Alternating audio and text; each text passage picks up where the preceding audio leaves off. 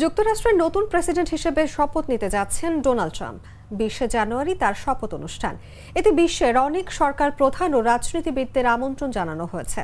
তবে তীব্র শীতের কারণে এবার পরিবর্তন আনতে হচ্ছে স্থান নির্বাচনে। বলা হয়েছে ডোনাল্ড ট্রাম্পের শপথ অনুষ্ঠিত হবে রাজধানীর অভ্যন্তরে, যা হবে গত 40 বছরের মধ্যে প্রথম।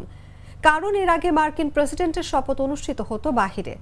সবশেষ তীব্র শীতের কারণে মার্কিন প্রেসিডেন্টের শপথ অনুষ্ঠান ইনডোরে হয়েছে 1985 সালে। তখন ছিল রিপাবলিকান নেতা রোনাল্ড রিগানের দ্বিতীয় মেয়াদে শপথ অনুষ্ঠান। আবহাওয়ার এক পূর্বাভাসে বলা হয়েছে সোমবার ট্রাম্পের শপথ অনুষ্ঠানের দিন ওয়াশিংটনের তাপমাত্রা থাকবে -7 ডিগ্রি সেলসিয়াস, যা আরও কমতে পারে।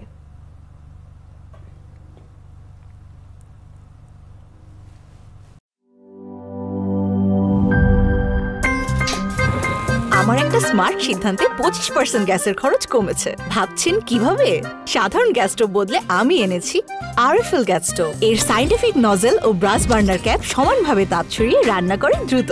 তাই গ্যাসও বাঁচায় 25%, টাকাও বাঁচে 25%। আরএফএল গ্যাস স্টোভ নিরাপদ ও গ্যাস সাশ্রয়ী।